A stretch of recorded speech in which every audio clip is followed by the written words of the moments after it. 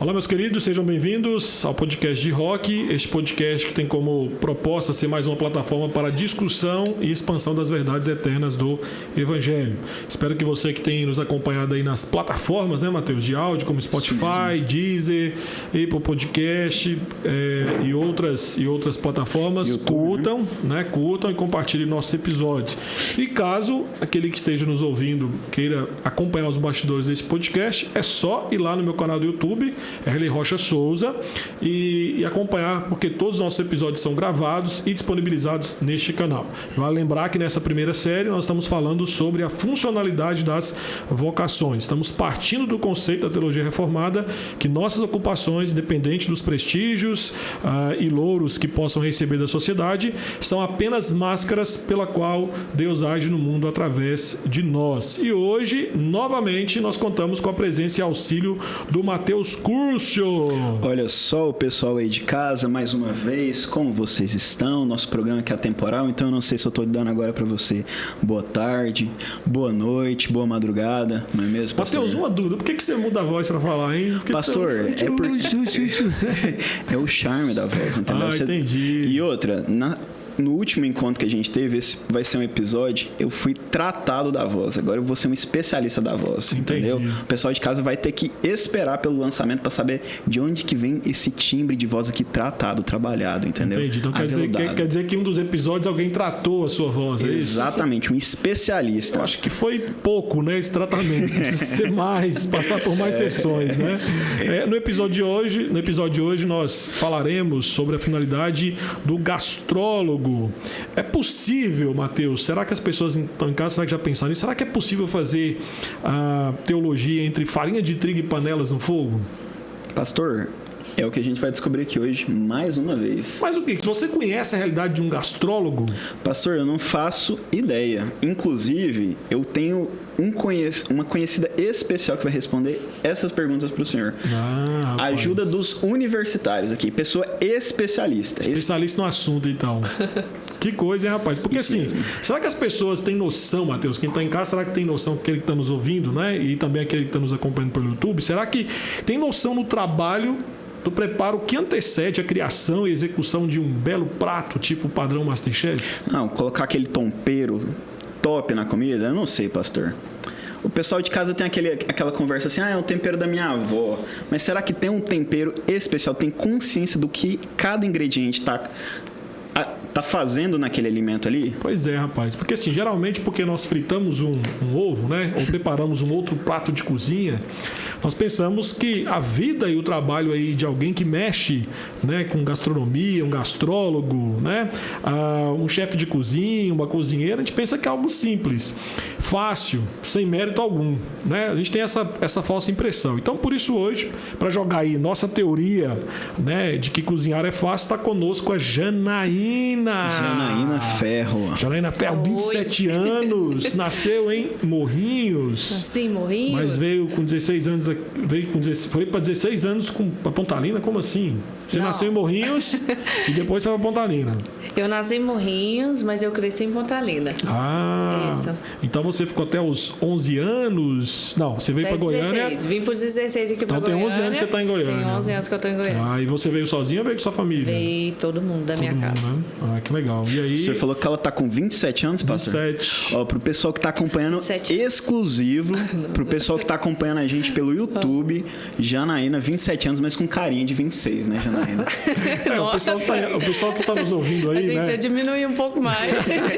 O pessoal que tá nos ouvindo não consegue visualizar a Janaína, então o Matheus está dando a definição de que, repita, Matheus, a sua piada célebre nesse podcast. Não é uma piada, pastor, é a seriedade de quem tem um olho categórico, entendeu? De olhar pelos participantes desse podcast. Janaína Ferro, 27 anos, com carinha de 26 anos. Ok. Janaína, muito bom ter você aqui. Foi só a voz que mudou. Só a voz que mudou, né? O olho também.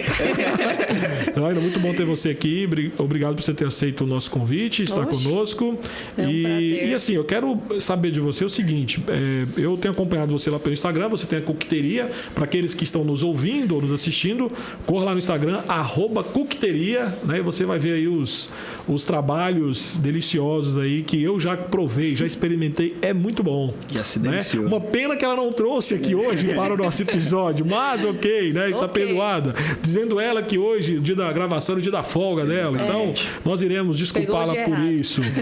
Janaína, me explica uma coisa. Como é que você chegou na gastronomia? Porque você me mandou um breve histórico seu. E você, no histórico você falou que você estava praticamente formando em Química, licenciatura em Química, aí você abandona tudo e vai para a área da gastronomia, né? Como é que você chegou nessa área? Eu sempre quis fazer gastronomia. Assim, eu falo que a gente teve que aprender a cozinhar, porque a minha mãe é uma péssima cozinheira, tadinha. Minha mãe você tem que aprender como que fazer, resgatar o arroz quando ele queima. Esse tipo de dica que ela tem que aprender. Então eu tive que aprender a cozinhar, assim, muito cedo. Eu e meu irmão mais velho, então a gente cozinha um pouco mais. Certo. Mas eu nunca pensei que fosse uma coisa que eu fosse trabalhar profissionalmente. Pra mim sempre foi um negócio que eu vou fazer, sei lá, quando eu estiver muito mais velha, formada, já com um emprego estável. Sonhos ainda da pessoa mais novinha que acha que vai ter tudo na vida quando tem 30 anos. Ok. E aí eu nunca quis, né, assim, fazer profissionalmente mesmo, mas acabou que aí eu entrei pra fazer licenciatura na Federal em 2013. Aí eu fiquei 4 anos. Fiz 4 anos de química. De química. E aquilo, gente, aquilo suga a gente de um jeito assim. E aí eu cansei, falei, você quer saber? Eu vou chutar o balde aqui, vou fazer o que eu quero. E aí eu fui para gastronomia, fui fazer um curso de gastronomia, mas foi mais ou menos um ano depois que eu larguei de fato a faculdade de química. Mas quando você largou, você já tinha em mente que você queria fazer gastronomia? Tinha. Eu só não tinha muita coragem. Faltava coragem. Faltava um pouco de coragem, assim, porque até que minha mãe, assim, não foi muito... Não apoiou muito no início. Uhum. Ela ficou meio que com medo. Porque é uma federal, você vai sair de uma federal? Custou passar, vai sair de uma federal. Mas, no fim, eu acabei mostrando para ela que era uma coisa, assim, que... Eu não queria mais, aquilo já estava acabando comigo, assim, mentalmente mesmo. Você se sentia realizada, então, fazendo química? Naquela época, assim, hoje eu entendo que talvez não era uma coisa que eu devia de ir com esse pensamento, entendeu? Esse negócio de realização pessoal, entendeu? Eu não me sinto realizada, mas assim, mais pra frente a gente discute sobre isso. Mas eu fui com essa mentalidade mesmo, não me sinto realizada aqui nessa... faculdade, é difícil, gente, não é fácil. Você entra numa faculdade federal, mas, assim, não é fácil sair. Por que a minha dúvida é assim, porque você mudou drasticamente de química para de gastronomia, né? O que te levou a fazer química em primeiro lugar? Qual foi o seu interesse pela química? Eu gosto de química. O negócio da faculdade de química que pesa é física. Entendeu? É tipo se fosse só a química, mas as outras coisas. É do outro mundo, assim. Nossa, eu lembro que eu levei umas 3 matérias para passar em Física 1. Gente, aquilo é um terror. Eu falava, nossa, não dou conta disso que não. Aí você vai se achando um burro, sabe? Nossa, é tenso. Mas no mais, assim, a química mesmo, nossa, eu gostava pra caramba. Tanto que as matérias que eu passava mesmo era química, me ferrava mesmo era física. Mas o resto... Mas aí eu, tomei meio que... Eu tive uns problemas familiares na época, com meu irmão, ele estava na faculdade também, e aí eu tive uns problemão. Aí meio que você toma um desgosto daquilo, entendeu? Por conta da situação toda que eu passei com meu irmão, que de meio de droga, etc., na faculdade. E aí eu fiquei chateada com aquilo e eu acabei falando, não quero nem mais voltar nisso aqui, eu já tô com raiva, eu vou fazer um negócio que eu gosto aqui e isso aqui não vai dar nada pra mim, não. E a federal que você estudou era aqui mesmo em Goiânia? Ali no Samambaia. Tá, e aí quando você vai cursar gastronomia, você também estuda aqui em Goiânia ou não? Eu fiz. É? Fiz na Camburi. Camburi é uma faculdade privada, no caso. Isso, hoje não tem curso de gastronomia, não que eu saiba, na verdade, de gastronomia pública, assim. Sem ser privado, você tem que pagar. E aí eu comecei na PUC, aí eu não curti muito o jeito deles Zero. Fazendo um marketing errado aqui. Não, tá certo. E aí eu não gostei muito da metodologia deles, do jeito que aconteceu umas questões lá. Perdi o FIES, eu tinha o FIES, né? E aí, por conta de uns erros deles aí, e aí parti para Camburi. Aí eu acabei lá no Camburi, gostei. E foram 2 anos lá? Foram 2 anos, de E assim, é aula... Eu sempre tive curiosidade de como é que é a aula de gastronomia. É tipo fazendo comida mesmo lá, tipo assim, todo dia tem aula. Hoje a aula é sobre como fazer prato com ovo, sei lá. Mas tem... É assim mesmo que funciona? É assim, mas também tem teórica Teoria. também, Tem muita química. Eu ia te perguntar isso. É uma química boa que eu como. Então, o crente que habita em mim agradece. Engraçado, a Janaína falando de química, pastor. Eu tenho um exemplo na família muito interessante. Meu tio fala que eu tenho um primo, ele é alguns anos mais novo que eu, e ele acabou optando por fazer direito, né? Cursar direito, mas meu tio fala que por natureza ele é um químico, que ele é o único capaz de transformar o dinheiro do meu tio em lixo, entendeu? Ele consegue transformar o dinheiro dele em lixo, sabe? É um químico natural. Nada se transforma. Aquela frase que chegou. Janaína, assim, dentro dessa resposta que você nos deu anteriormente, né, sobre a questão de você estar na química, entendeu que você não tinha aptidão para a química por conta da física que envolvia, né? Porque você entendeu que era algo, Zero aptidão, que era algo física. extremamente difícil para você conciliar. Mas assim, como é que você definiria o que você faz hoje? Né? Como é que você definiria aí para nós o seu trabalho de todos os dias? Hoje, quando eu entrei, eu não tinha a mentalidade que eu tenho hoje como cristã mesmo. Então, eu entrei na gastronomia com intenções puramente de entrar para satisfazer intenções pessoais minhas, entendeu?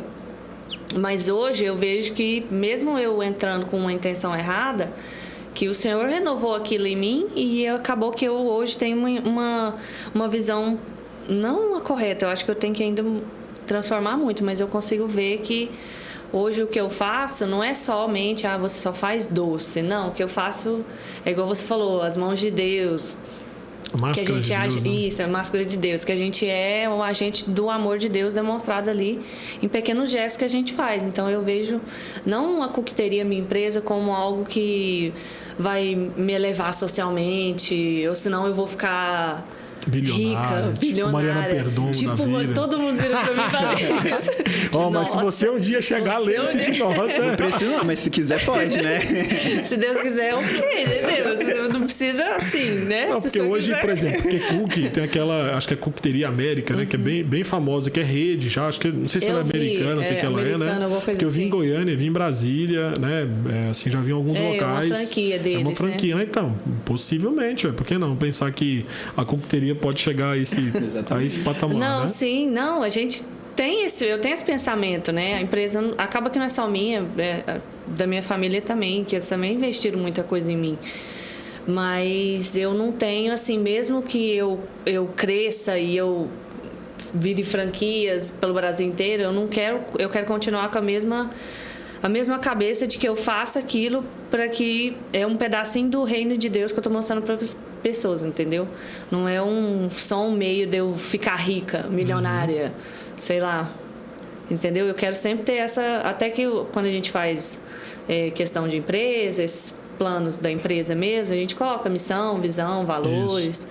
E uma das visões lá é continuar sendo alguém que leva não só doce, mas bem-estar para as pessoas e também mostra um pouco do reino de Deus, que é para isso que eu trabalho, né?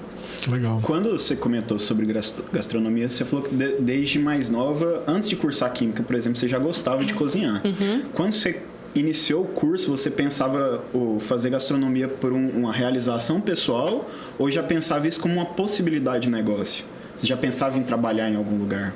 Acho que complementando aqui do Matheus, é assim, existe mercado hoje para o gastrólogo, por exemplo, porque eu sei que teve um boom aí por conta de um monte de reality show, né, que mostra a questão de cozinha, as pessoas trabalhando, então meio que deu uma valorizada nesse tipo de trabalho, né? Então, a pergunta que o Matheus fez, aí eu quero complementar, né? o vislumbre que você tinha, você acha que continua sendo uma grande oportunidade? Existe um grande nicho de mercado aí para ser gastrólogo ou não? Ou é um campo difícil? Eu não acho que é uma coisa que vai cessar, assim. Por exemplo, uma hora o mercado satura para, não sei, advogado, médico, entendeu?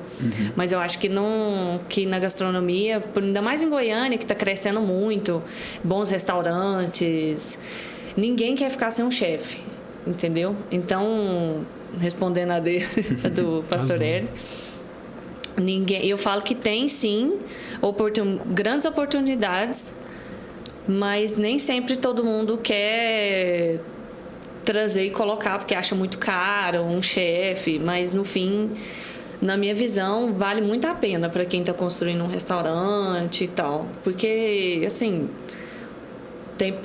tompeiro né, é importante, mas um chefe sempre vai dar um toque a mais que uma outra pessoa não daria, entendeu? Mas a sua pergunta, repete, Matheus. Sua pergunta é, você comentou que gostava de cozinhar já antes de fazer química. Quando você pensa hoje, toma a decisão de se formar em gastronomia, você pensava isso como uma possibilidade de exercer isso como profissão ou era como realização pessoal? Pode alinhar as duas, claro, né? Eu acho que as duas alinham. Você procurar uma coisa para você crescer, uma empresa, e isso acabar sendo uma vontade de se realizar pessoalmente, entendeu? Entendi. Mas você já tinha... Quando você fazia o curso, a sua intenção era de trabalhar para alguém como uma chefe, por exemplo? Era trabalhar para alguém, não era montar a sua empresa? Não. Eu vim... Já posso falar sobre isso. Manda pro espaço é seu aqui. Eu estava na faculdade, eu entrei em 2017, no meio do ano, né? No final do segundo semestre do ano. E aí, em 2018, na primeira metade do ano, no primeiro semestre, eu fiz um curso de cooking em São Paulo. Meu padrasto, eu queria fazer com um chefe, que ele é renomado por aí. E aí, eu queria fazer e meu padrasto falou, não, então vai, eu pago pra você e faço. E aí, acabou, eu falei, então, ok, eu vou. E aí, eu fui, fiz o curso era cookie brownie. E fiz com esse chefe, era um dia só. Fui, voltei, no mesmo dia. No mesmo dia, fui para São Paulo, voltei. Fiz o curso, voltei. E aí, eu gostei tanto. Foi um negócio assim que eu achei assim, gente, mas esse negócio muito simples de fazer. Achei que era muito simples, em duas aspas aqui, muito simples de fazer. Eu gostei, é gostoso, eu sempre gostei muito mais de doce, de mexer com doce do que salgado. Mas aí eu fiz, gostei e falei, tá certo, vou mexer com isso. Aí eu comecei a planejar a empresa. Aí eu fiquei 1 ano planejando a empresa. Se você chegasse no meu quarto, tipo em 2018 até 2019, que eu formei em 2019 em julho, agosto, enfim. Umas dessas datas aí que agora não tô lembrada. Você ia ver, assim, no meu quarto, muito post-it de realmente eu planejei a minha empresa por 1 ano. A Bruna tá aqui, ela não vai me deixar mentir. E aí, eu planejei tudo, quanto eu precisava, o que eu queria fazer. Então, eu não fiz as coisas nas coxas, assim, né? Eu tive um planejamento. Na faculdade, eles dão uma matéria de administração. Não é só ir pra cozinha. As partes boas é ir pra cozinha. Mas, assim, dão noção pra você de administração, marketing, noções de química, até mesmo pra você conhecer cada alimento e tal. E aí eu peguei essas informações, marketing e administração, e comecei a planejar a minha empresa toda para abrir assim que eu formasse. Antes eu trabalhava na imobiliária, estava meio custoso para mim, e aí assim que eu formei eu saí da imobiliária. E aí eu fui abrir o que eu queria realmente. Então a coqueteria ela surge, assim, foi algo planejado então. Enquanto você fez o curso, aí você volta, você vislumbra a possibilidade, poxa, é uma área que eu me identifico, área de doce, né? E, de certa forma, pelo curso, você foi extremamente influenciada, e como disse você aqui, entre aspas, né? Que para quem tem uma certa noção e trabalha nessa área, fazer o cookie não seria tão difícil assim, né? Mas apesar que eu já vi lá no seu Instagram, você abrindo algumas caixinhas de pergunta sobre isso, né? Você acha que qual que é a mistura que você acharia legal. Até sugeri uma lá, né, cara? Joga aí na roda aí, pastor. Uva passa. Uva E aí o passa. pessoal gostou lá, rapaz. Lógico. Então, assim, pelo que eu entendi, a coqueteria ela surge então dessa forma, né? E aí você falou que, de certa forma, hoje é uma empresa familiar, que a sua família se envolveu nisso, né? Então, qual foi a participação da sua família para que a coqueteria pudesse existir? Financeiramente. Nada, você não consegue abrir assim uma coisinha. É papo de coach. Você vender. Você consegue, você vai, você é capaz. Você consegue, você precisa ter alguma coisa, assim. Você precisa ter pelo menos um dinheirinho ali pra você começar. E aí a minha família me ajudou bastante, não só assim, dando motivação e tal, não, vai. A minha mãe, depois que eu formei, ela ficou bem mais tranquila, assim. De vez em quando ela me pergunta se eu vou voltar pra química, mas tá. Não, mãe. Mas foi isso mesmo, questão financeira mesmo. Sem a minha família eu não conseguiria abrir. E assim, o custo para abrir o que você tem, não precisa falar valores, né? Mas é um custo, para quem está em casa poder ter uma noção, né? É um custo alto ou seria um custo médio, vamos dizer assim? Dinheiro não tá valendo nada, né? Meio assim, você fala o valor. Tá caro as coisas, né? Porque você precisa o quê? Você precisa forno, fogão especial para isso ou não? Eu decidi comprar um bom forno para começar. Para começar? Porque eu já tinha uma noção básica na faculdade que um bom forno faz um bom produto. E não só, por exemplo, eu faço meus cookies com chocolate belga. Se eu não tiver um bom forno, eu vou estar jogando tudo aquilo, né? Mais ou menos assim, vai ficar bom, óbvio, vai ficar muito bom. Mas a qualidade do meu forno para um forno normal, tipo residencial, tipo é bem diferente. Então, um bom forno. Então, esse aí foi um investimento mais caro que eu tive. Tanto que o meu forno foi mais de R$4.000. Foi o investimento que a minha mãe conseguiu, que conseguiu me dar um suporte, que ninguém tem, assim, um dinheiro, assim, para dar esse tanto, né? Eu não tinha. Precisei de mamãe. É porque você não conhecia o Pastor Erle da época, né? Pro pessoal de casa aqui que não sabe, o Pastor Erle abençoa a vida dos irmãos com um projeto desse aqui, nossa, né, Pastor? Com certeza, irmão. Abençoaria com muita oração, com muito jejum. Vai rolar um sorteio de R$1.000 aí, né? hoje. Abençoaria bastante, com muita oração, né? Com muito jejum. Muito jejum, vou orar por você, irmão. Se conseguir. Ô, Janaína, assim, eu acompanho bastante você lá no Instagram, não tem como não acompanhar, porque geralmente você trabalha muito com os stories e sempre tem o seu feed é muito, muito bem organizado lá, a coqueteria, muito bonito, né? As fotos estão lá, né? E não só pelo Instagram, mas porque também eu já comi, né? Já comi alguns, não na quantidade que eu deveria e merecia comer, mas, né? Vou anotar essa dica. Especialmente o pessoal que está acompanhando a gente pelo YouTube pode perceber, pastor, que o senhor tem se alimentado muito bem da coqueteria. Não tanto assim, deveria mais, né? E assim, para quem está nos ouvindo, nos assistindo, realmente é muito, muito gostoso mesmo o cookie, né? E aí minha pergunta é a seguinte, como é que é seu processo criativo? Porque você falou que envolve química. Né? Você falou aí que você idealizou colocando post-its, né, na parede lá do seu quarto. Como é que seria esse processo de criação da sua empresa? Mas e os cookies? Surge do nada? Tipo assim, você está aqui agora conversando, de repente você falou, opa, eu acho que misturar abacaxi com vinho dá certo. Aí você escreve lá e tenta fazer. Como é que funciona? Hoje, meio que surge do nada. Por quê? Porque eu tenho uma base.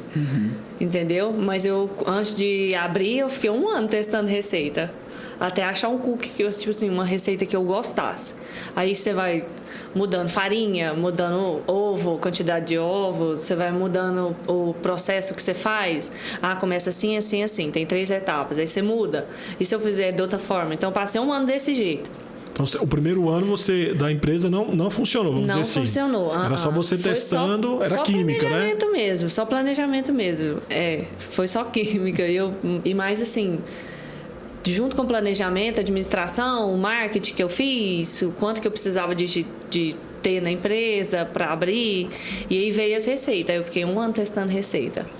pastor Gustavo me aguentou, ele comeu uns cookies ruins. Então, hoje, assim, eu consigo... No Instagram tem muita ideia, gente. Acaba surgindo, assim... Meu Instagram é pura comida. Pura comida e dorama. E aí, tem muita ideia, muita ideia. Esse negócio do Instagram é bom, assim, globalização e tal, que você nem tá nos Estados Unidos, você tá vendo cookie dos Estados Unidos. E aí acaba que surge. Aí hoje eu consigo parar assim, vou criar um novo sabor. E aí eu consigo imaginar ele. Aí depois que eu imagino um sabor, aí eu vou partir pro teste, entendeu? Aí eu faço um teste. Enquanto aquilo não tá de um jeito que me agrada, porque eu sou enjoada mesmo, eu não lanço ele, entendeu? Na loja. Mas hoje surge, assim, meio que surge, assim, é de Deus. Vem assim, uma revelação, entendeu? Bem peteca eu. É a revelação do cookie santo, com o cookie ungido. Aí surge a ideia e você grita, aleluia. Enfim, vai. Mas é fácil, de boa. Então, porque assim, eu fico pensando é justamente nisso, porque a gente às vezes é o prato feito, né? E aí você experimenta, você não tem a noção do trabalho que tem antes disso, né? Então não é simplesmente... porque às vezes você pega a receita já pronta, aí você para assim, para pensar, como é que a pessoa chegou a, sei lá, 200 gramas de farinha de trigo, a 2 ovos, a mexer por 1 hora. Então, por que você está falando assim? Por isso que você fez entre aspas, né? Porque o cookie é fácil entre aspas. É fácil porque hoje você já tem uma base de quem já fez muito aquilo, então você tem noção hoje de como desenvolve, né? Mas a minha pergunta é a seguinte, então, existe muita diferença entre um cozinheiro de casa, amadorzão, e alguém que fez gastronomia? Tem muita diferença? Eu acho que tem uma base maior para você criar. Por exemplo, a gente tem... quando tem na faculdade, quando você começa, eles têm no primeiro semestre as matérias básicas. E aí você aprende muita coisa básica. Gente, eu aprendi a cozinhar ovo na faculdade. Ninguém acredita quando eu falo sério. Cozinhar. Eu tive uma aula só de ovos. Aí eu cozinhei ovos de todas as formas que vocês pensam. Eu fritei um ovo, aí você pensa, não é possível. Você entrou na faculdade, você já sabe fritar um ovo. Não, aí eu aprendi a cozinhar o ovo, a cortar as coisas. Então pode ser que uma pessoa de casa não tenha essa vivência, entendeu? Mas é mais prática mesmo. A gente fala que um gastrólogo é alguém que formou em gastronomia. E um gastrônomo é alguém que está no ramo da gastronomia, que gosta ali, mas não tem um diploma. Por isso que eu sou gastróloga. E aí, a pessoa que não tem um pouco... que tem essa o diploma, ela tem uma base maior acho que para criar mesmo. Mas é uma coisa que você adquire por hábito. Hábito e muita prática. Tanto que tem chefe aí que nem tem diploma e dá show. Os caras não tem nada, dá nada, assim. Eu por exemplo, de comida salgada, nossa, não, gente. Sou um desastre. Nossa, eu vou até contar uma história. Uma vez eu fiz um macarrão pra Bruna. Coitada. Pra quem está nos ouvindo, Bruna é amiga da Janaína que está aqui conosco. Isso, nossa, coitada, eu comi o macarrão mais salgado do planeta. Mas, tá vendo? Não, mas macarrão eu sei fazer. Macarrão você manda bem, pastor. Que isso? Aí eu fui pra faculdade, aí eu aprendi a fazer um macarrão direito. Janaína, como que cozinha um ovo direito? E como é que frita esse ovo direito? Verdade, fiquei curioso agora. Quer dizer que aprendeu várias maneiras de cozinhar ovo. Eu só quero uma. Tem tanto tempo que eu não frito um ovo. É impressionante. Pra mim, nossa, meu Deus. Lá em casa a gente tem panela antiaderente e não sai um ovo sem pregar na panela. Não, tem que ter uma panela boa pra você fritar um ovo. Tem que ter panela boa. Sabe aquelas panelinhas pequenininhas? Ideal. Que tem uma tampinha? Essa é bem pequenininha mesmo. Sei. Melhor panela pra você fritar um ovo. Minha avó... Nem precisa de óleo. Lá em casa é essa aí, coloca pequenininha. É ótimo aquela panelinha. O ovo do senhor prega, compra pastor? uma que tá ótimo. O ovo do senhor prega? Não, meu ovo é fantástico. É fantástico. Ainda mais quando é cozido. E tem um tempo certo. Eu aprendi no meu curso do Google que se você deixar a água ferver, quando a água começa a borbulhar, você xuxa o ovo lá dentro.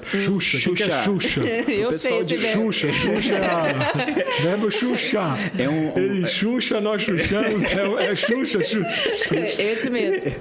Xuxar, pro pessoal de casa que não entendeu, é quando você coloca adentro da água, quando você adentra a água do recipiente. Coloque adentro algo. Você insere dentro. Aí Xuxa. O inserir é xuxar, então. É xuxar lá dentro do ovo. Todos os goianos sabem. Exatamente. Esse é nosso... É pra quem tem cultura, né, parceiro? É quem é raiz. Quem tem um pé rachado entende. Pessoal de casa aqui. Aí... Eu te entendo. Aí quando você coloca... Depois que começa a ferver... Aí, agora ficou bom? Começa a ferver a água. Aí você coloca lá o ovo. E aí depois de 8 minutos cravar... Sucesso. O ovo nunca dá ruim. Você sabe dessa técnica aí? Dos 8 minutos? Tem também a técnica de você cozinhar ele até explodir. Ele explode se a casca, tá ótimo. É sério? Ele quebra, sabe disso não? Deixa muito tempo ali, ele quebra. Eu odeio, gente, sério. É um negócio da gastronomia que eu não gosto. Gema mole. Nossa, meu Deus, eu não dou conta de gema mole e ovo. Aquilo pra mim, nossa, eu não gosto nem de falar. E aí, eu costumo, quando eu vou cozinhar ovo, eu cozinho até ele estourar.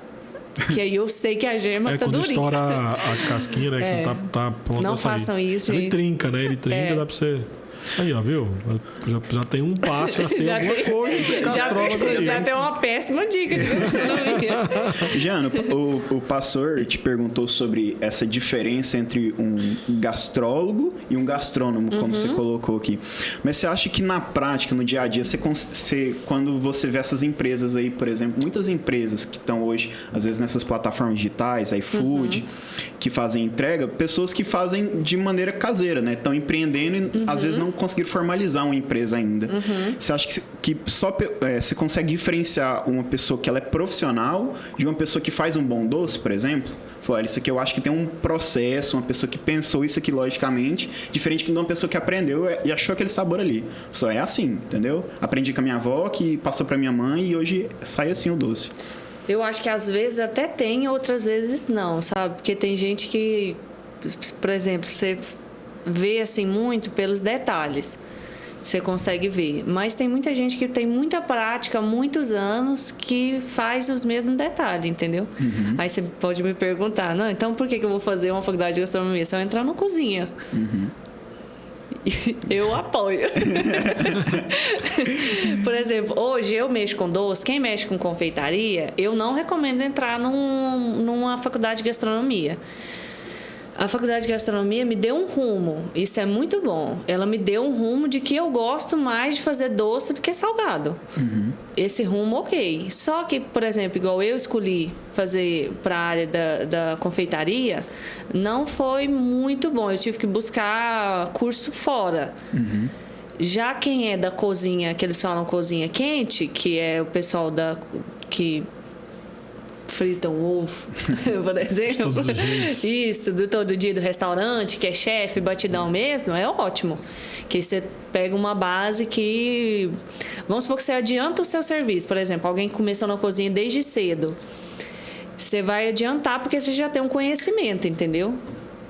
Mas no mais, assim, se você for fazer um outro ramo, panificação também, eu não recomendo. Melhor pegar o dinheiro e fazer um curso, tipo, investe esse dinheiro em curso fora. Se eu soubesse, antes de entrar na gastronomia, que eu queria mexer com doce, com cookie, eu não teria gastado. Mas eu sei que, assim, Deus sabe onde vai, né? Onde te leva. Mas assim, você acha que a pergunta do Matheus ela é importante? Porque às vezes nós temos a falsa sensação de que o diploma, né, entre aspas, o diploma, ele acaba sendo uma carteirada que a pessoa dá, né? Então, por exemplo, eu não sei como é que funcionaria, né? Mas uma grande empresa, uma grande confeitaria aqui em Goiânia, por exemplo, se fosse contratar, se tivesse 2 currículos, o seu e de uma outra pessoa, vocês duas cozinham bem, mas às vezes ela até cozinha melhor do que você, mas você tem um diploma e ela não tem. Você acha que isso faria diferença ou não? Não. Não faria? Vai ver pelo tempo de experiência da pessoa. na cozinha. E você acha que isso é algo temporal que a gente tem hoje ou caminha para isso? Que algum dia ainda assim vai ser necessário a exigência do diploma? Só se a lei mudar, mas por enquanto você pode contratar alguém que sabe. E eu acho que não muda, porque alguém que saiu da faculdade não vai competir com alguém que já tem 10 anos de cozinha. É absurdo, não é?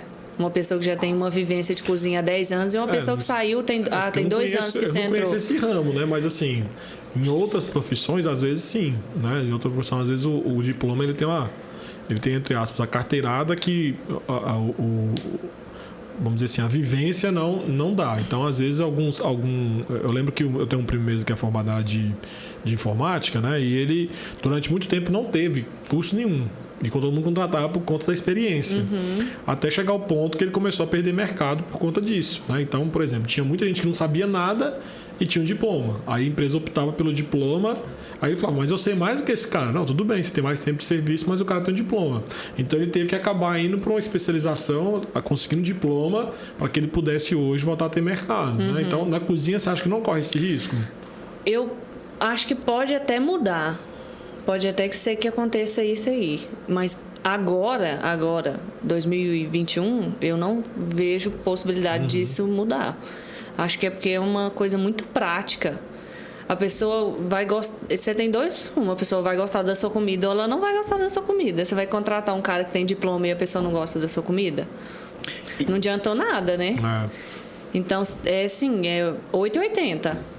No fim, se tivesse um restaurante, tivesse que contratar um chefe e tivesse 2, por exemplo, um com diploma, um sem diploma, eu mandava os 2 cozinhar. Então, faz um prato para mim. O que eu gostar mais, fica. A Jana citou aqui, citou a lei, né? Que não tem uma lei que exige isso. E toda carreira, ela precede essa imposição, ela vem anterior pela lei, né? A gente, às vezes, tem alguns momentos aqui no nosso programa que a gente acaba citando alguma coisa. E eu me lembro de uma lei do estado de São Paulo, do município de São Paulo, que foi revogada quando houve um apelo popular e foi enviesado por alguns parlamentares lá que assumiram, alguns vereadores de São Paulo, que era uma lei que mediu o tamanho do pastel. Então, no lugar lá, você tinha que ter uma metragem do pastel. Você fala assim, que lei inútil, né? Você tem todo no direito, você tem essa discussão, né? De essa lei, ela não tem aplicabilidade. Que sentido tem essa lei? Mas, infelizmente, a gente vê isso. E hoje... Esse é tipo Subway, então. Tem um pão lá de... Só é Subway se tiver 15 centímetros. Quantos centímetros? 10 centímetros. Tem um amigo meu em São Paulo que ele levou... Reverendo Vinícius Mantin. Se um dia você assistir isso, ouvir isso, lembre-se que eu contei essa história. Na época do seminário, o seminário era perto do Subway. E aí o Subway tem aquela regrinha lá do pão, né? Então você coloca lá 10 centímetros, 5 centímetros. Aí o Mantin foi lá lanchar, né? Aí ele levou uma fita métrica. É o tipo de coisa que eu faria. Pediu um pão de 10 centímetros. Aí o cara trouxe, ele mediu. Ele, não. Tem 10 centímetros não, quer 10 centímetros. Aqui, ó, propaganda aqui, ó. Não acredito. Socorro. É o tipo de coisa que eu faria, essa lei aí do pastel, né? Mas ela foi derrubada pelos parlamentares, né? Graças a Deus, né? Eu tô vendendo, eu faço pastel do tamanho que eu quiser. Mas é isso, às vezes a gente pensa, hoje, por exemplo, se fosse esse o bate-papo, não é o propósito da gente aqui hoje, mas eu pensaria primeiro na responsabilização, né? Você tem um diploma, não é simplesmente pra você pendurar na parede, mas às vezes para você conseguir responsabilizar aquele profissional e se tratar de alimentação, eu pensaria, por exemplo, uma questão de saúde. Olha, esse profissional que ele tá cozinhando, ele tem consciência de que isso pode gerar um mal, né? Mas essa é uma responsabilização que já existe, não sobre a carreira, né? Mas a preocupação se aquele alimento ali, qual que é a validade dele, né? Você faz isso, você consegue ter esse controle hoje? Já tem fiscalização para isso, né? Sim. Hoje. Se eu consigo fazer? Você consegue fazer mensurar o tempo de validade do seu produto hoje? Tem. Você faz teste. Eu fiz um teste, por exemplo, eu assei um cookie. E aí eu vi o tanto que ele dura fora da geladeira. Deixa lá e tchau. Esquece que ele existe. Volte quando... Todo dia você olha, faz um relatório. E aí, no fim, você faz uma média. Eu coloco 7 dias nos meus. Por que eu coloco 7 dias? Ele dura mais? Dura. Muito mais. Mas ele vai ficando duro. Vai perdendo a qualidade. Como eu tenho assim, uma da missão, valor e etc. da minha empresa é buscar sempre pela qualidade do meu produto. Então, eu prefiro colocar uma validade menor, que não é a real dele, porque açúcar acaba que é um conservante é natural e tal. Eu coloco menor para que ele fique do jeito que eu quero. Até 7 dias ele fica na consistência que eu gosto de vender. Entendeu? Mas é por isso. Aí você faz essa validade, essa questão de validade dessa forma. Você deixa... E existe alguma fiscalização para você começar a vender isso? Ou é só se houver algum problema que eles fiscalizariam? Você tem consciência como é que funciona isso hoje? Nunca teve. Eu nunca recebi agente de fiscalização. Então, é só... Eu creio que tenha, viu? É um cuidado assim, particular. Ah, sim, não. É um cuidado particular. Porque eu prezo pela qualidade, né? Se eu for... vender um produto estragado, isso, né? Alguém vai procurar você, né? Isso. Então é ruim por isso, né? Não vai ficar ruim para você não fiscalizou. Não, vai falar para ele, vai falar para mim, né? E fica ruim para minha empresa. Então eu prezo muito por isso, pela qualidade. Legal. E, Janaína, é possível fazer teologia na cozinha? Você falou um pouquinho sobre usar a vocação para a glória de Deus, né?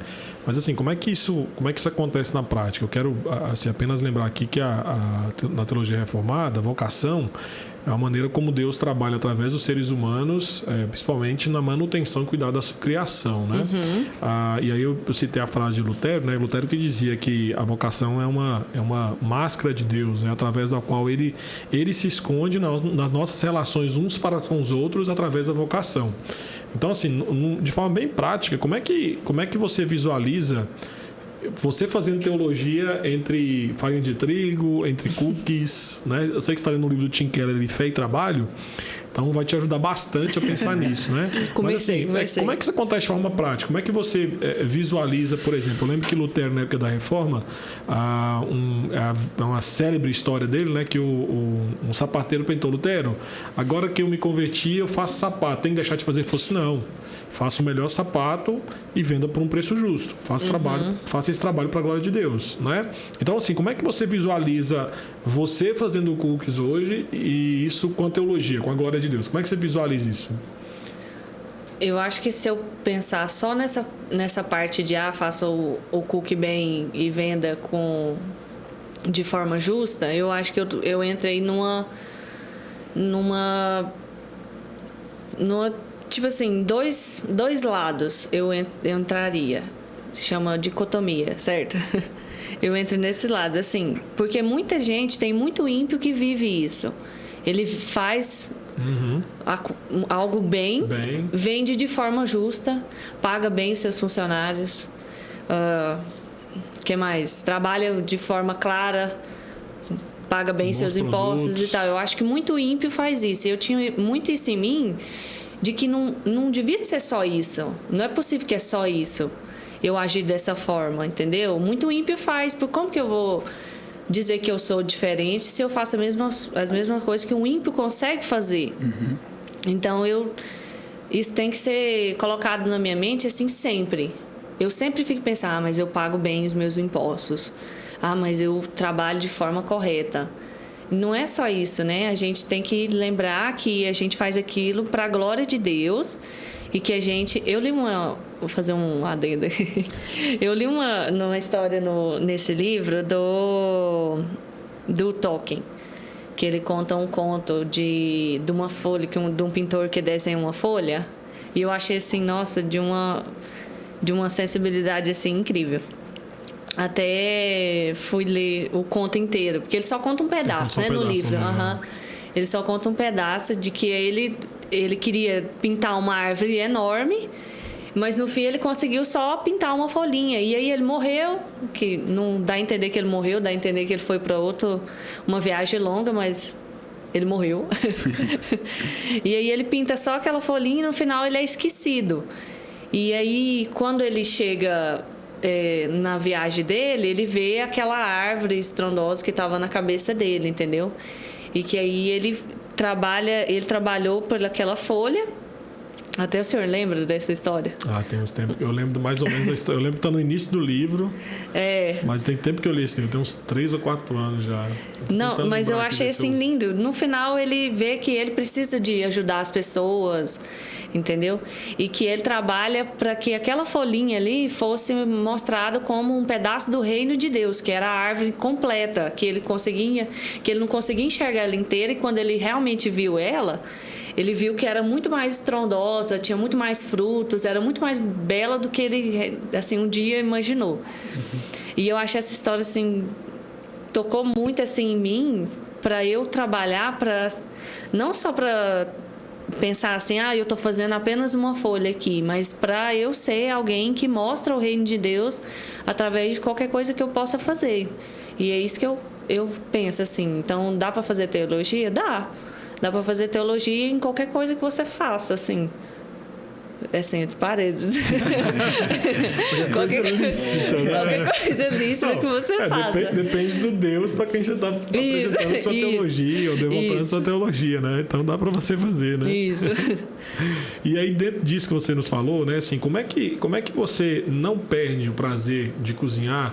Como é que você não perde, por exemplo, o foco de ter a glória de Deus como o principal objetivo de fazer o que você faz, pensando que hoje você tem um aumento de demanda. Né? Então, assim, no início, eu penso que é mais fácil você pensar, poxa, é bem mais fácil eu fazer 10 cookies pensando na glória de Deus do que agora receber encomenda de 100, 200, 300, 500 cookies, às vezes por dia. Eu não sei se você está nesse nível, tomara que esteja, né? Graças a Deus eu tô. Deus, mas não trouxe um pra gente hoje, é miserável. Desculpa. Olha o testemunho aí, ó. Pastor, desculpa. Brincadeira. Mas assim, nossa,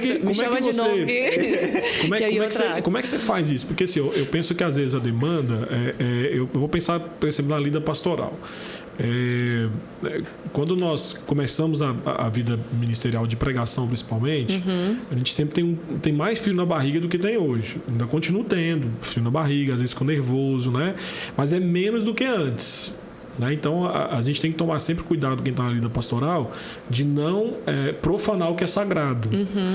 E é basicamente também a mesma coisa que você, né? Você acostuma tanto com aquilo, né? De fazer, eu fazia 10 cookies, era mais fácil eu pensar, hoje são 200, 300 por dia, então a coisa acaba ficando mais mecânica, né? Você acaba fazendo por conta da produção. Então como é que esse aumento de demanda não arranca de você o foco da glória de Deus e nem o prazer de cozinhar? Eu gosto muito do pastor Eber, e ele fala muito sobre cosmovisão, e ele fala muito bem, o Eber Júnior. E aí eu vejo muita pregação dele, vou escutando, né? Eu vou fazendo as coisas, vou escutando as pregações dele no Spotify. E aí ele fala muito sobre você colocar um quartinho na sua casa. Esse quartinho aqui é para Deus. E que isso é errado, a gente tem que colocar na base. Então, mesmo assim, eu fico pensando que hoje eu tento colocar na base, entendeu? Mudar a minha cosmovisão de tudo que eu faço. Então, mesmo que eu faça as coisas automaticamente, quando eu paro e respiro, eu falo, não, pera, eu fiz isso para a glória de Deus. Mesmo que eu não consiga pensar isso, porque meu dia é muito corrido, no fim do dia, quando eu deitar, eu sei que eu fiz todas as coisas para a glória de Deus. É claro que questão de entrar em pecado e tal, mas que eu fiz aquilo para a glória de Deus. Eu não acho que eu preciso ficar constantemente relembrando, assim, a cada 5 segundos eu vou fazer uma oração, entendeu? Senão eu não sou crente. Não, tá na minha base, entendeu? Já tá ali. Então, tudo que eu faço hoje, quando eu deito, eu vou fazer as minhas orações e tal, eu já sei que o meu dia foi feito pela vontade de Deus, entendeu? Então, como que não faz para tirar, é só o Senhor mesmo. Porque dá vontade de sei lá, assumir assim. Mas, no mais, eu acho que se você continuar pensando que você faz aquilo não para si mesmo e sim para Deus, a sua vontade você vai fazer com alegria, entendeu? E assim, a perspectiva, né, os reformados diziam, né, corandel, né, você fazer tudo perante Deus, né? Então a Lutero mesmo dizia que o ser cristão é um viver, é um exercício, viver a vocação é você ser cristão, né? E aí ele dizia que a nossa vida, ela é modelada tudo a partir da nossa vocação. E aí a perspectiva reformada, né, o corandel, você, como você bem disse aí, enfatizou, né? Eu posso tudo fazer fazer de forma às vezes corrida por conta da demanda, mas eu tenho noção quando eu vou dormir ou quando eu vou levantar que tudo, pegar na farinha, fazer as misturas que tem que ser feitas, eu estou fazendo corandel perante a presença do Senhor e para a glória dele, lá. Então isso é bem legal, bem importante isso.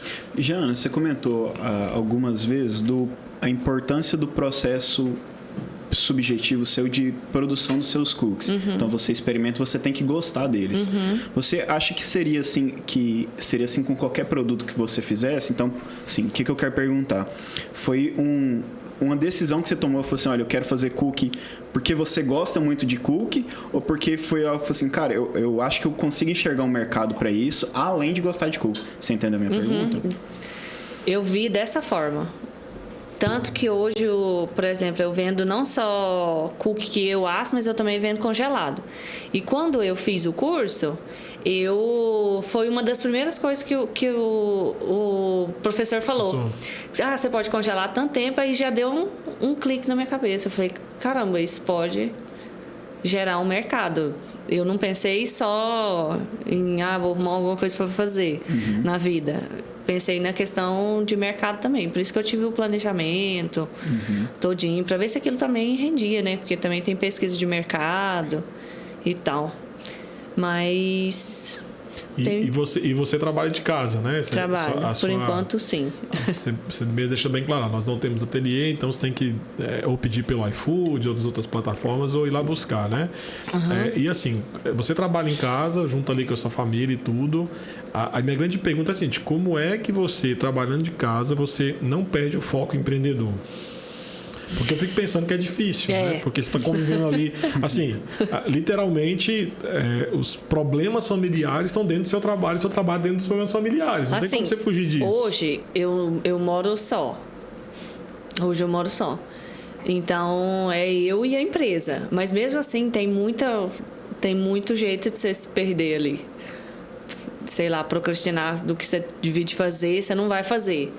Eu vou deitar. Você tem uma agenda de serviço? Tipo assim, eu levanto de 8 horas, aí eu tenho que preparar tantos cookies no dia ou não? Você vai pela demanda que é pedida? Eu produzo um tanto antes de abrir a loja, eu abro a loja e a minha funcionária chega 4 horas da tarde e ela fica até de noite.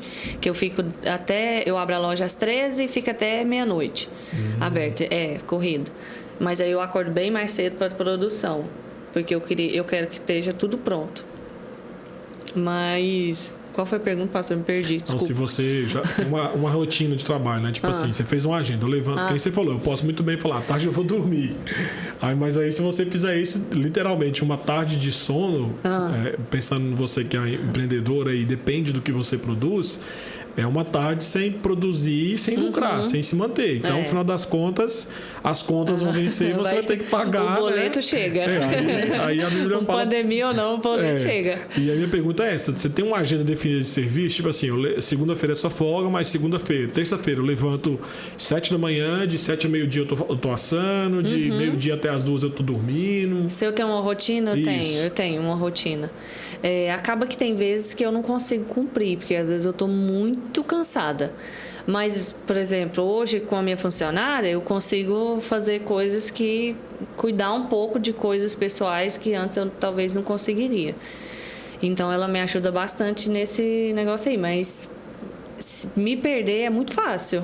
É muito fácil você falar, meu Deus, hoje eu não quero trabalhar, não. Quando você é dono do seu próprio nariz.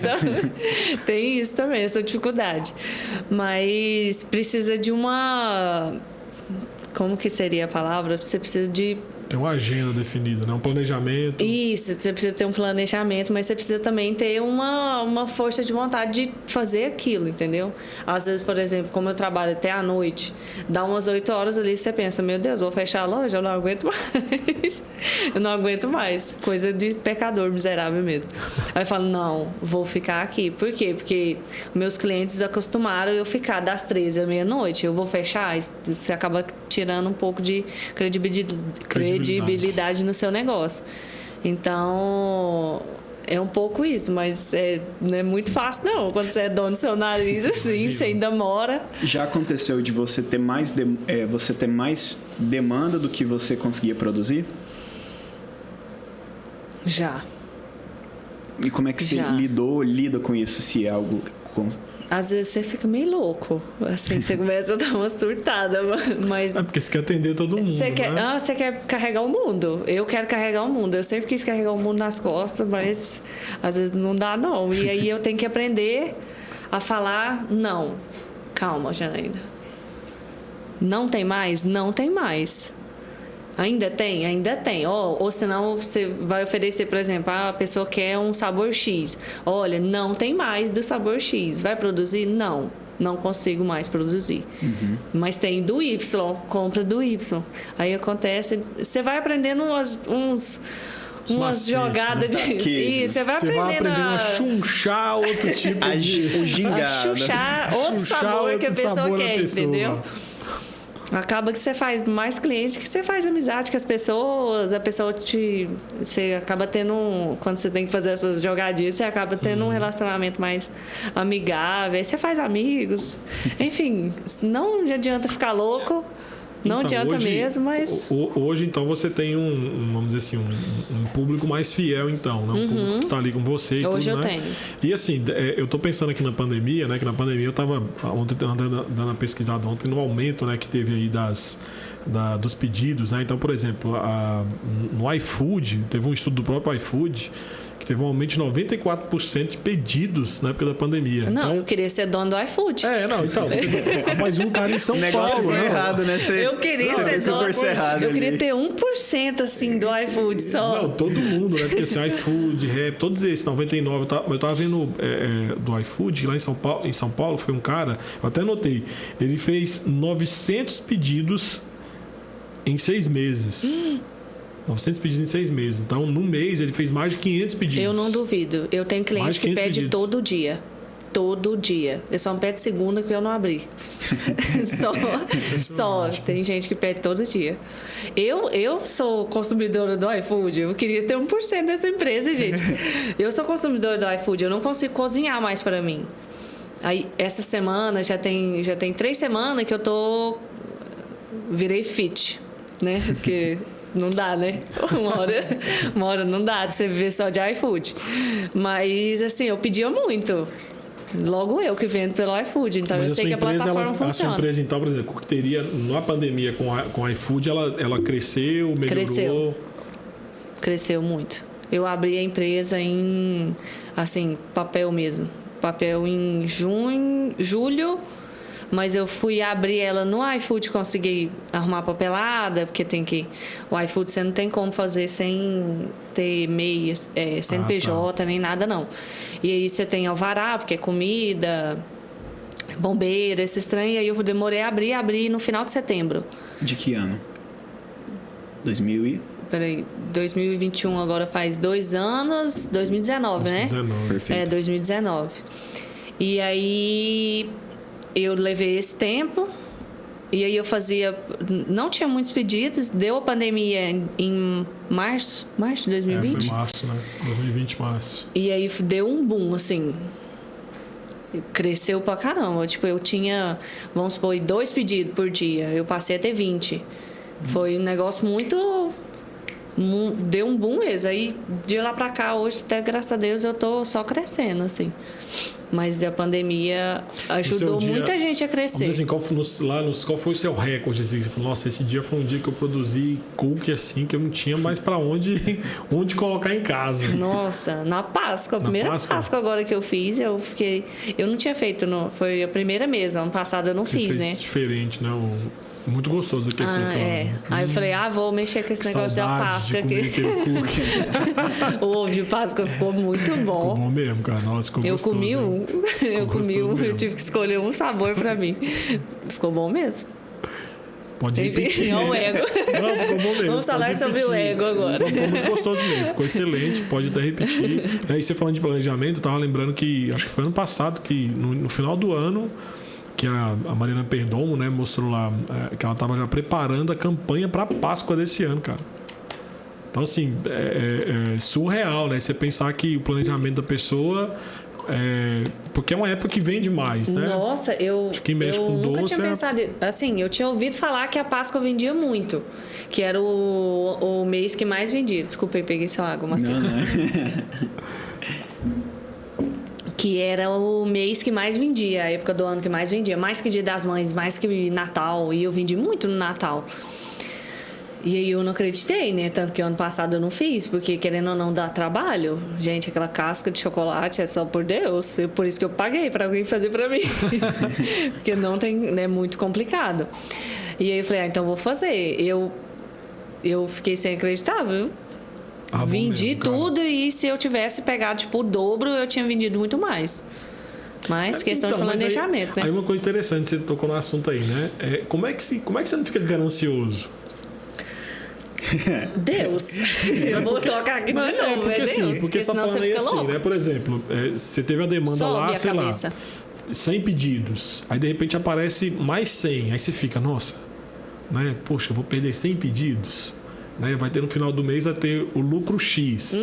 Mas humanamente falando, você não consegue fazer aquilo porque você está muito mal. Né? Aí deixa eu te perguntar assim, nesses pedidos que você recusou, se você aceitasse, você acha que teria a mesma qualidade? Não teria. É por isso que eu não aceitei, porque eu coloquei nos valores da minha empresa que eu prestarei pela qualidade. É uma coisa que eu particularmente tenho na minha mente, qualidade. Por exemplo, eu fiz 80 ovos de Páscoa. Se eu fizesse, por exemplo, 180, eu não conseguiria entregar do jeito que eu entreguei todos os 80, porque eu não tenho estrutura para isso.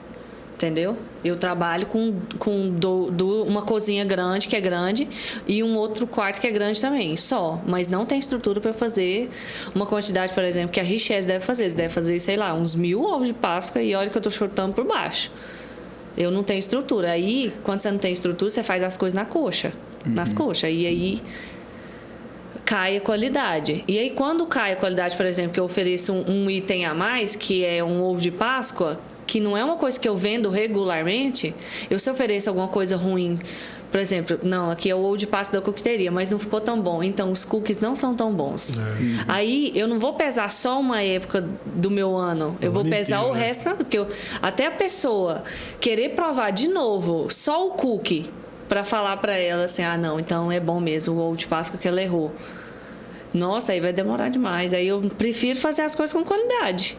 É muito melhor, é muito mais significativo e traz mais retorno no resto do ano do que só uma época do ano, se eu fizer as coisas melhor. Janaína, o pastor começou com a pergunta do seu trabalho em casa hoje, né? Do aumento com as demandas da pandemia. Você pensa em ter um ateliê?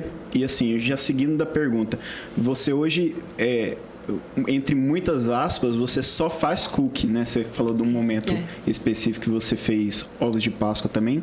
Você pensa em expandir esse trabalho de doces e acrescentar mais alguma coisa no cardápio? Então, abrir um ateliê e esse acréscimo ao cardápio tem a ver com esse ateliê ou você já pensa fazer isso antes? Não, eu penso em abrir uma loja para mim. Eu até pensei que talvez esse ano daria, mas com a questão da pandemia aí tá meio complicado você sair de um lugar que tá dando certo, que é minha casa, por enquanto não tá pedindo um espaço assim maior para eu me arriscar, entendeu? Então eu tenho os planos, já tá todo assim organizado, mas eu vou dar uma esperada. É melhor dar uma aguardada. Uma segurada, né? Eu ia te perguntar sobre isso, né? Quais os desafios você vislumbra aí para a coqueteria? E se você tem algum projeto novo aí, pensando nisso, né? Pensando não só na estrutura física, né, do ateliê, mas também em novos produtos, né? Às vezes você fala, pastor, eu gostei muito de fazer ovo de Páscoa, acho que dá para fazer cookie e outra coisa. Né? Então, assim, quais são os desafios que você vê pela frente para a coqueteria e os projetos novos que você tem em mente? Nossa, o desafio é se manter ali no mercado. Acabou que depois que eu abri a coqueteria, assim, não tô falando que é por causa de mim, nem nada não, mas eu vi um aumento muito grande de gente vendendo cookie. Então, você se manter ali, tendo um diferencial sempre, não é fácil. Você tem que manter a criatividade sempre, todo dia. Marketing, nossa, é um negócio que para mim assim, é muito complicado, porque não parece, mas eu sou uma pessoa tímida. E aí você tem que aparecer para por exemplo, Instagram, para a pessoa se conectar com você. Isso para mim é um negócio muito complicado. Ou senão você tem que fazer novos sabores para a pessoa sempre... Tipo assim, aqueles clientes que começaram comigo, não ficar enjoada, eu já enjoei desse cookie aqui, ela só tem esse. É complicado. Só Deus mesmo para ajudar a te dar criatividade, assim. Eu não sei vocês, mas assim, quando a gente, por exemplo, eu vou numa hamburgueria, né? Chutando aqui, aí eu chego lá, olha aquele cardápio gigantesco. Eu sempre peço mesmo. Eu tenho esse desafio também. Né? Eu não tenho coragem de pedir outro, porque eu falo, poxa, esse é tão gostoso, o outro pode ser não tão bom. Então eu acho que às vezes também é doce assim, diferente. Sabia? Eu acho que doce é só a mesma coisa também. Pedir vai ser sempre o mesmo sabor, porque... Não, mas você sabe que é certo, não tem risco de você pedir e não gostar. Mas eu acho que isso é mentalidade de homem, acho que muita mentalidade nossa, de mulher eu sou muito diferente. Eu vou num lugar e eu falo, nossa, um negócio novo? Vou provar. Eu tenho aquilo na minha mente de que se os outros sabores que eu experimentei são bons, então esse aqui tem uma chance grande de também ser bom. Mulheres pensam diferente de nós, né? Janaína, sua mensagem final, sua consideração. Quero primeiramente agradecer você por ter disponibilizado um tempo da sua folga, você estar aqui conosco hoje. E sua mensagem final aí para os nossos ouvintes e aqueles também que estão nos acompanhando pelo YouTube. Pastor, me permita fazer uma última pergunta antes das considerações. E se eu não te permitir, você faria assim mesmo? Faria. Aí eu deixaria, eu vou ter que abrir um outro podcast para fazer essa pergunta, pastor. A gente está falando aqui desse momento como a pandemia pôde potencializar o seu trabalho e como que o propósito dessa primeira temporada do projeto aqui do Pastor Ailé, a gente fala sobre vocação. É comum fazer a pergunta de como você incentiva, que tipo de caminhada você incentiva alguém, por exemplo, olha, eu tenho desejo de cozinhar, eu tenho desejo de seguir isso, eu tenho esse sonho, mas eu não sei que passo trilhar. Então você falou que teve muito planejamento nesse processo. Se você pudesse resumir um pouco de várias perguntas que a gente fez aqui hoje, alguém fala assim, olha, eu gosto de cozinhar, às vezes eu faço isso bem, ou eu vejo um potencial para esse produto aqui, como que você aconselharia essa pessoa hoje?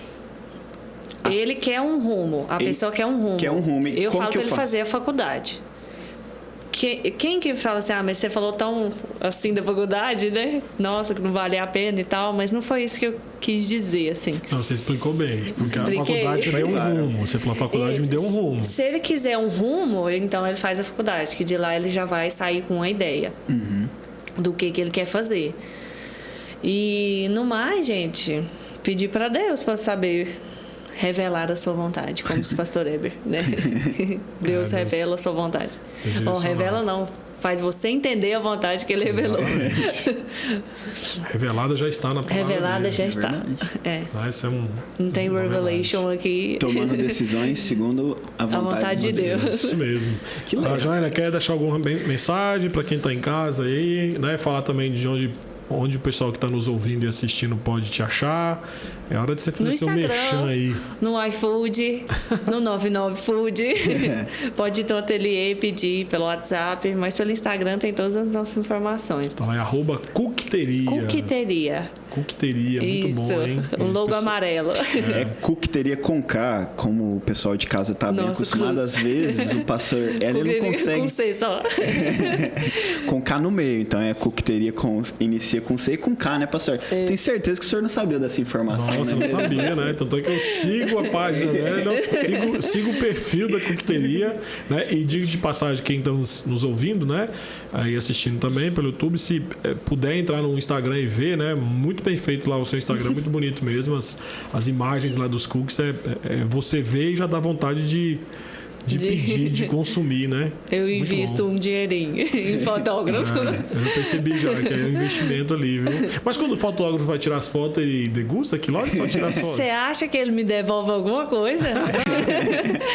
Ele Poxa me devolve vida, poderíamos ser fotógrafos, hein?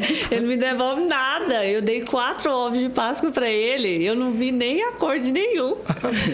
Fala pro Túlio, viu? Ele é meu fotógrafo, tem um tempinho. Paga o que deve, Túlio. Matheus, e você? Alguma mensagem, Matheus? Mais uma vez, agradecer o pessoal de casa que está nos ouvindo, que nos acompanhou até aqui. Espero que... Mensagem final. Exatamente. E a mensagem final era Esse é o momento. Esse é o momento que você vai falar para a posteridade. Ok, para a posteridade. Daqui 50 anos abre a cápsula. Enfim.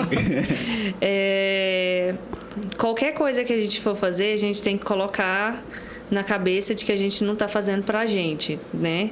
Que quem é o nosso chefe é o Senhor. Então, qualquer coisa, independente. A gente tem muito essa coisa de achar que a gente tem que ser formado, mas antigamente não tinha isso. E aí você pensa, antigamente, então, minha mãe, meus pais, meus avós que não são formados não faziam para a glória de Deus. Mesmo assim, porque a gente tem mania de querer profissões chiques. Ah, eu sou jardineiro. Não, eu sou ambiental, por exemplo, assim. Mas tem em mente de qualquer coisa que a gente faz, por mais simples que seja, são feitos para a glória de Deus mesmo, não mais. E a gente está desenhando a nossa folhinha do Tolkien. E que ali é só um pedacinho da árvore grandiosa que é o Senhor. Mas não tem, é só isso mesmo que eu queria dizer. Muito obrigado, Janaína. Matheus, terminou a sua fala, Matheus? Eu vou apenas agradecer mais uma vez primeiro, Janaína, obrigado pelas respostas esclarecedoras. Agradecer o pessoal de casa, né, mais uma vez, que nos acompanhou. Né? E mais uma vez eu espero que esse diálogo sobre vocações possa estar incentivando você em casa. Você que é jovem, às vezes está na dúvida. Acompanha lá o Instagram da Janaína para você poder mandar um direct para ela. Janaína, o que eu faço? Eu não sei cozinhar um ovo. Como que eu cozinho um ovo? Entendeu? Aí você pode mandar uma mensagem para Janaína. Aí você vai pegar o cardápio dela, você vai fazer um pedido, entendeu? Isso aí. Antes dela responder essa pergunta, você faz esse pedido. Paga pela consultoria. Exatamente, não é mesmo? Então é isso, mais uma vez, pessoal, um abraço e espero que vocês nos acompanhem no próximo. É com você, pastor Erley. Ok, então, meus queridos, a todos aqueles que nos ouviram, né, que acompanharam aí pelas plataformas Spotify, Deezer, Apple Podcasts e outras plataformas estão disponibilizando o áudio. Obrigado pela sua audiência e esperamos que você possa não apenas curtir, mas também compartilhar esse áudio com aqueles que você entende que possa abençoá-los. Obrigado também àqueles que nos acompanharam pelo YouTube, né? E se você apenas ouviu e não acompanhou pelo YouTube, corre lá no YouTube para que você possa ver os bastidores deste podcast. Mais uma vez, obrigado, Janaína. Obrigado a todos que nos acompanharam até o final e que Deus continue abençoando a vida de vocês e até o próximo episódio. Um abraço. Um abraço e tchau, tchau.